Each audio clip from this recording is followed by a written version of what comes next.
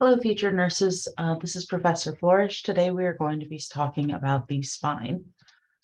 So on this, I did start with meningitis. It's not really a spinal disorder, but it is a central nervous system disorder. The reason I started with it is because it's kind of like a good transition from when we were talking about brain to go into spine, because meningitis is really just that inflammation of the meninges. This video here is just a very helpful video from Osmosis, and it kind of just goes through meningitis causes, symptoms, diagnostics, treatment, and pathology. Okay, so as an overview, meningitis is an inflammation of the meninges, and the meninges are just these membranes that protect the brain and spinal cord. So you can kind of see the meninges through here. So with this tissue swelling, it can cause an increase in intracranial pressure, which will reduce the blood flow to the brain. So you've got different kinds of meningitis. You have viral, fungal, and bacterial. Viral is the most common. Fungal meningitis is usually common in patients with AIDS, and bacterial is a contagious infection with a high mortality rate. And honestly, the prognosis for bacterial depends on how quickly care is given.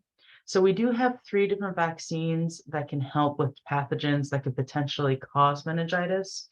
And those vaccines are for the flu, pneumonia, and for meningitis itself, for bacterial meningitis. It can also be a complication from a craniotomy. So we'll talk about this a little bit more when we're talking about our neurocare for emergency neuro patients. So these are the different types of vaccines we are talking about. We've got our influenza type B vaccine. So just some like general things. You want your infants to receive vaccine for bacterial meningitis on schedule. And usually a series of 4 doses is recommended beginning at 2 months of age with a final dose at 12 to 15 months. Pneumococcal vaccine is primarily intended to prevent respiratory infections. And this immunization can also decrease the risk for CNS infections. So usually they'll give this pneumonia and helps to prevent that respiratory infection opposed to being to fight meningitis. So usually you'll vaccinate adults who are immunocompromised, have chronic disease, smoke, live in long-term care facilities. And the CDC usually recommends to give 1 dose to adults older than 65 who have not previously been immunized nor have a history of being immunized. This one here is probably the most important vaccine when it comes to meningitis, and it's the meningococcal vaccine. And with it, what you want to do is make sure that adolescents get it prior to attending college, because one of the risk factors is overcrowded living conditions. So a lot of times college dormitories can be that overcrowded living conditions. So for example, a lot of universities won't allow students to go to school unless that they've had their meningococcal vaccine.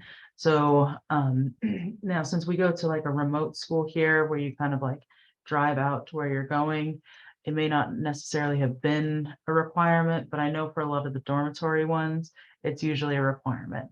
So it's that kind of making sure if you know they're going to be living in college, getting them that vaccine. So some of your risk factors for viral meningitis, it's obviously viral illnesses. As of right now, there's no vaccine for it. Fungal meningitis is that cryptococcal neoformans.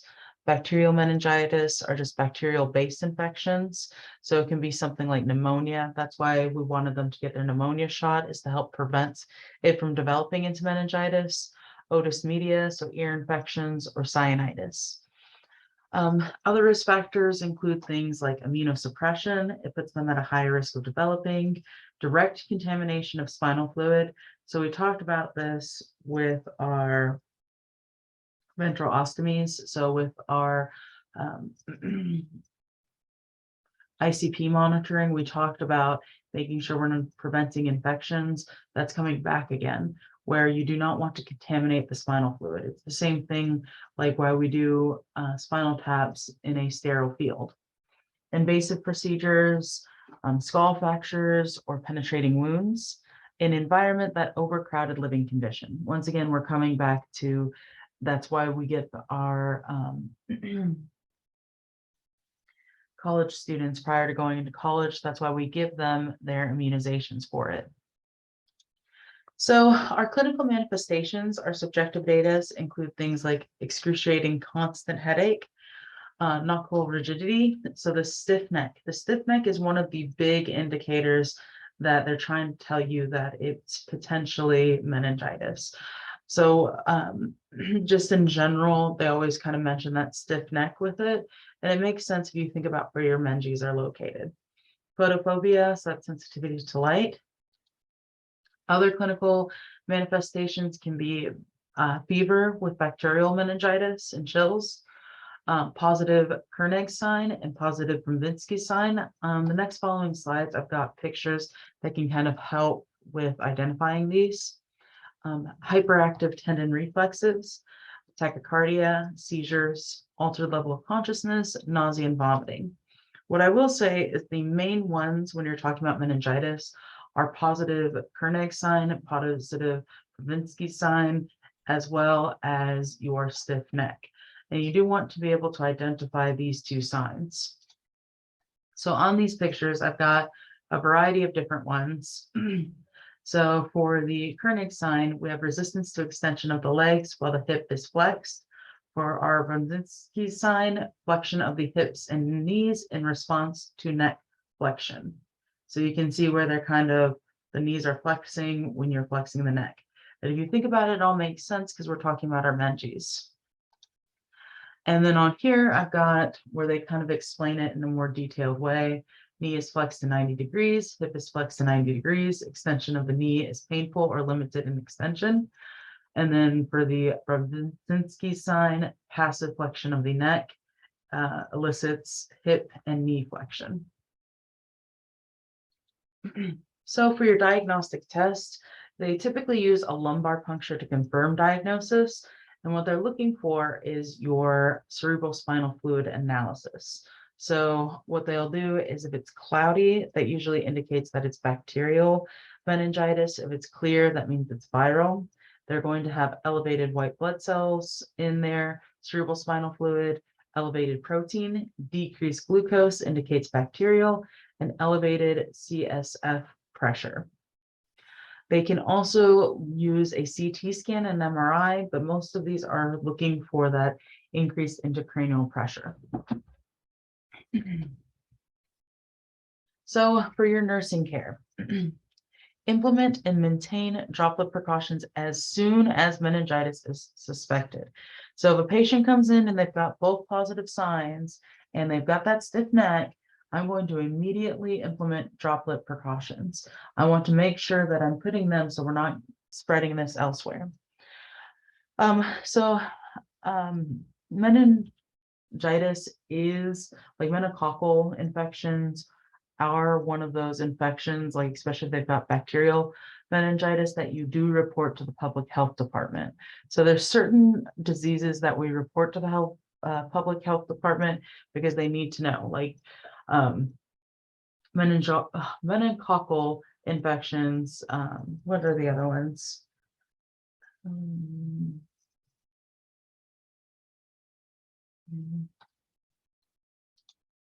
Tuberculosis, anything of that nature does have to be reported. I think Hep A also has to be reported to the health department. You want to provide a quiet environment. Let the patient know to avoid coughing and sneezing because you don't want to increase their intracranial pressure. And you administer medications.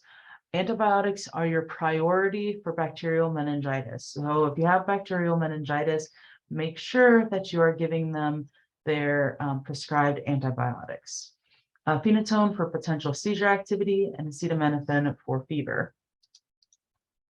All right, so the next one we're going to be talking about is your spinal cord. So I just kind of want to give this refresher on your spinal cord is make sure that you know where these are at. So your cervical spine is C1 through C7. And if we look at the location of that, the higher up you go, the more dangerous it is to our autonomic nervous system. Because if you remember from our last lecture with assessments, we're concerned about that brainstem because that's the one that regulates our heart rate, regulates our blood pressure, everything of that nature. So if I have a fracture on my C1 through C7, I'm looking towards things that are concerning for respiratory compression, anything of that nature.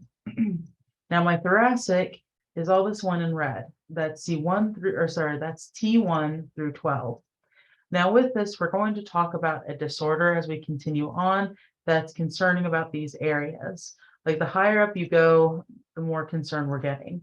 Then you've got your lumbar, which is L1 through L5. So lumbar, I'm thinking more of my lower back problems. My sacrum is S1 through S5. So those are the ones that we're thinking of even lower here. And then we've got our coccyx here. So C is the one that I get most concerned about for respiratory problems. Thoracic, we're going to talk about more when we talk about our dysreflexia syndromes. Lumbar, lower back pain. Sacrum, we're just talking about that part with the hips, and then our coccyx. So this is some general information. You can have complete or incomplete spinal cord injury. A complete spinal cord injury means that the spinal cord has been damaged in a way that eliminates all innervation below the level of injury. So that means that, let's say I have a spinal cord injury on T1. That means that anything below T1 is no longer going to work.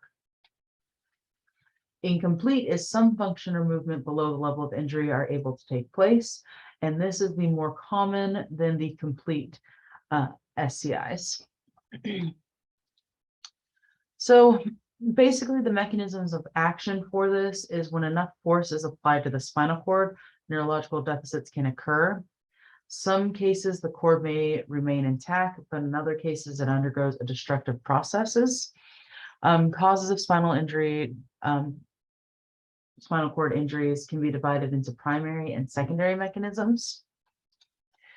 So our primary is hyperflexion, hyperextension, or axial loading or vertical compression. So hyperflexion is a sudden and forceful acceleration of the head forward, causing extreme flexion of the neck, which is often the result of head-on motor vehicle collisions or driving accidents. So you can see it on here where there's that damage to the spinal cord there, where it's just pushed it so forward that it's caused it to have that damage.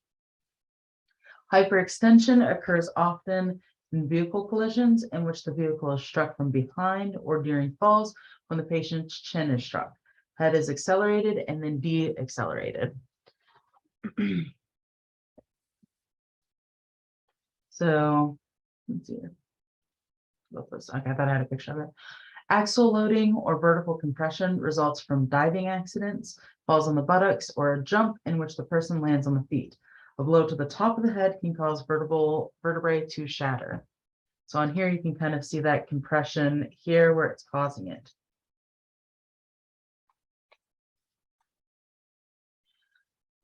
So excessive rotation results from injuries that are caused by turning the head beyond the normal range. So that would be like snapping someone's neck.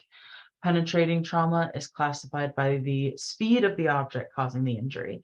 So these would be things like knife wounds, gunshots, anything of that nature. So your secondary mechanisms are basically just worsening the primary injury. So that would be things like hemorrhage, ischemia, hypovolemia, impaired tissue perfusion from that neurogenic shock, and local edema.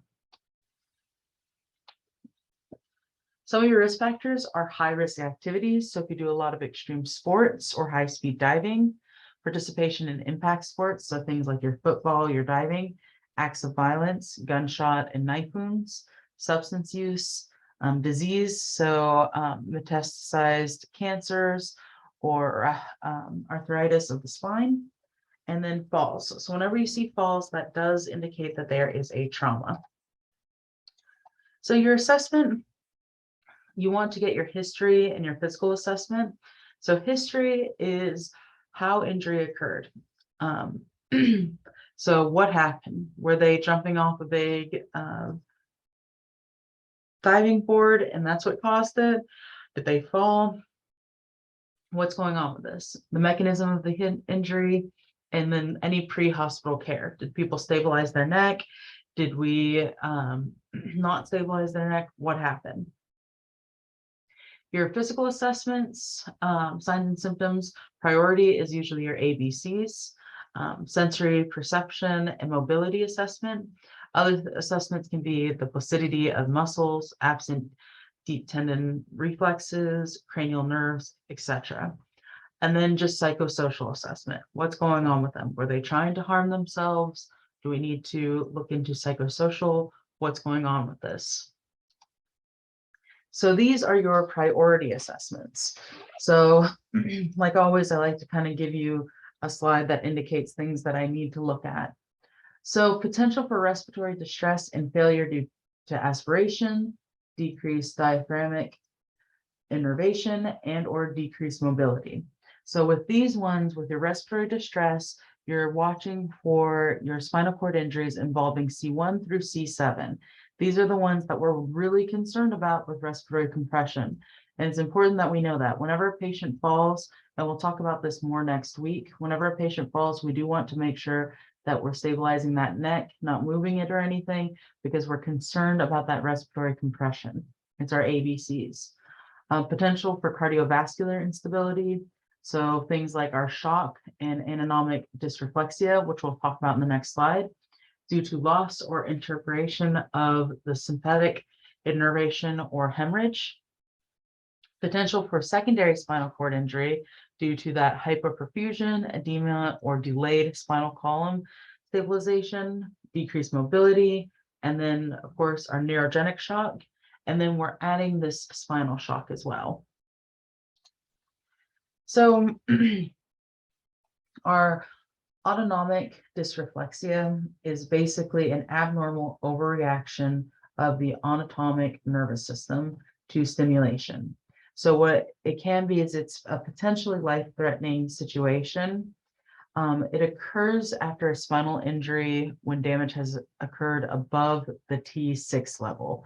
So if you know that your patient has had any sort of injury above T6, that's why I told you it's really important to know these different areas of the spine. If they've had it before T6, then it automatically puts them at risk for developing this autonomic dysreflexia.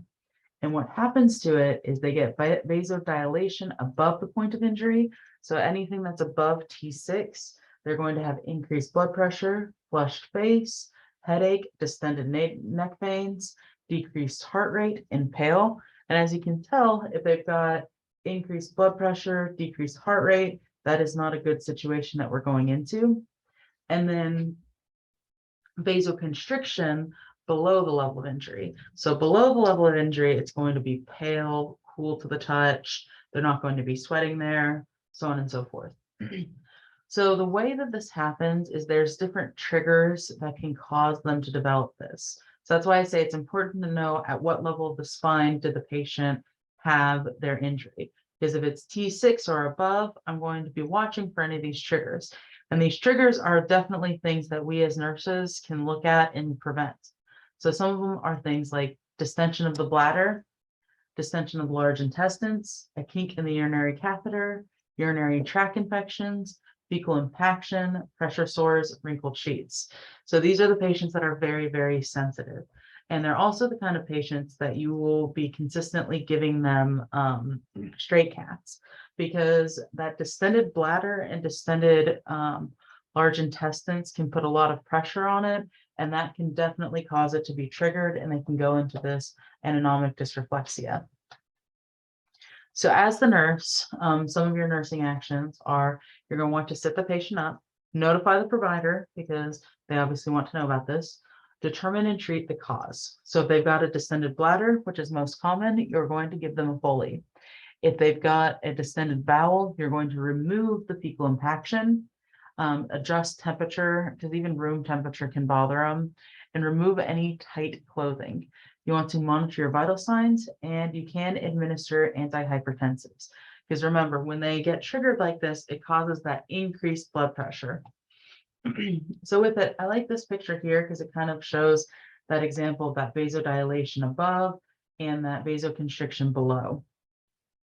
So with it, they talk about the autonomic dysreflexia, spinal cord injury at T6 or higher, and it can be triggered by all kinds of things: restrictive clothing, pressure areas, full bladder or UTI, fecal impaction.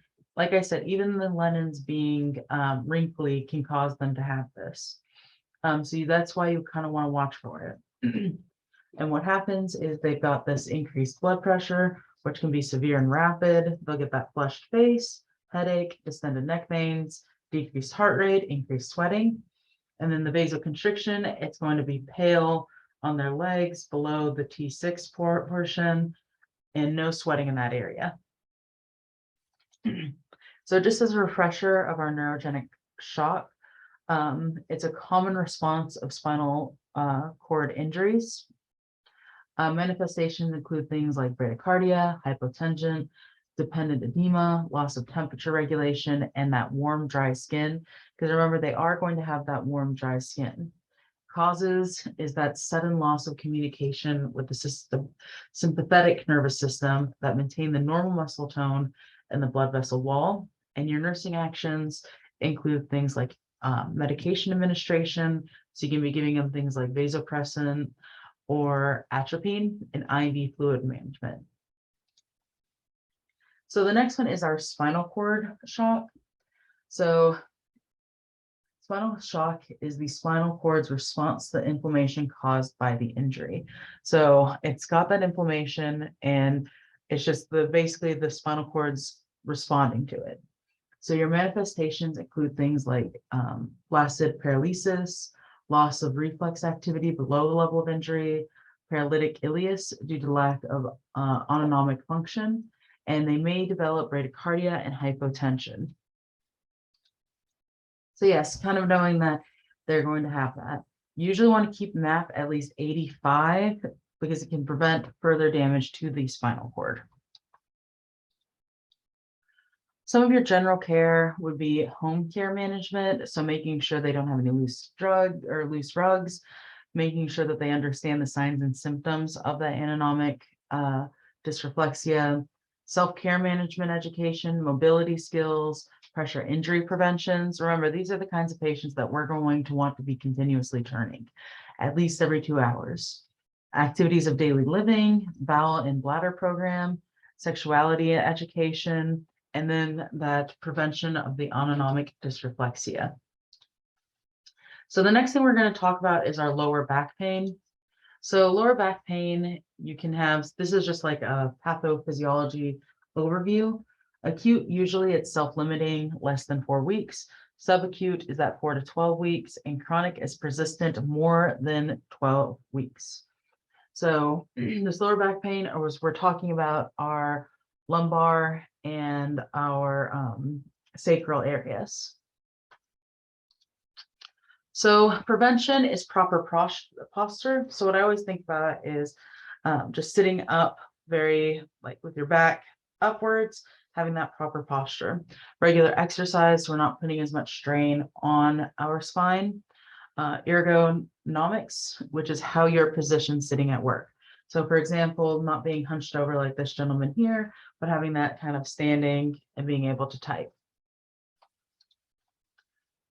So you want to recognize the cues. So complete pain assessment, vertebral alignment and tenderness, as well as any numbness. Are they feeling? Are there any disfigurements? Anything of that nature.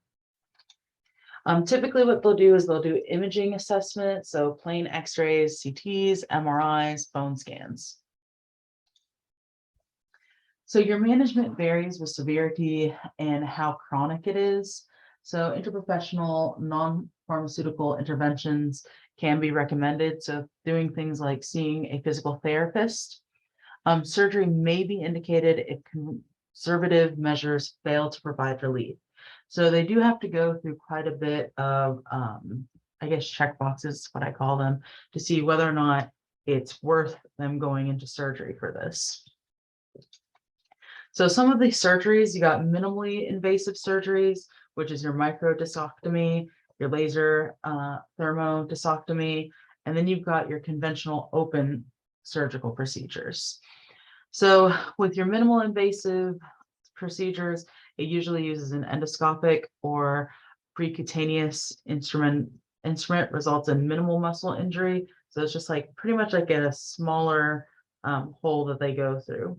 and it's usually done on a same day basis. Your open procedures are a little bit more invasive.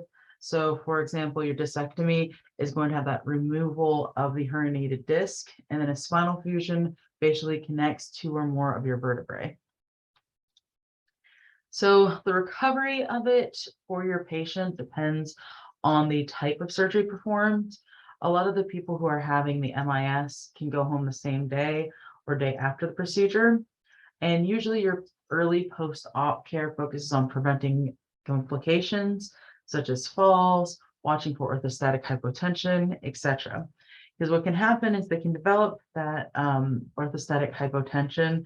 So whenever they start feeling faint or lightheaded when they're trying to stand, what you want to do is just be logical about it. You kind of want to make sure that they have the patients kind of sit on the edge of the bed, they can hold on to you, get their bearings, and then go on their next merry way. Home care, usually it's for your MIS, it's typically begins normal activity in a few days to 3 weeks. Depending on the surgery, patient may shower on the 3rd or 4th day. And you want to teach the patient to leave wound closure tapes in place for removal by the surgeon or until they fall off. Contact provider immediately if clear drainage seeps from the incision, because this could indicate that they've got a meningeal tear or CSF is leaking. So if they notice that their incision, there's quite a bit of clear liquid coming from it, make sure that they note the provider. Self-management are things like weight reduction if they need it, stopping smoking, performing those strength exercises. And then your healthcare resources are things like your support systems. They may need referral to pain specialists. It just depends on what's going on with them. So your cervical neck pain results most often from bulging or herniated of the nucleus pulposus and the cervical intervertebrate disc. Can result from muscle or ligament strain, aging, poor posture, etc. Treatment is usually pretty conservative. They'll try physical therapy first and then surgical management only if that physical therapy is not working. As always, thank you, everybody.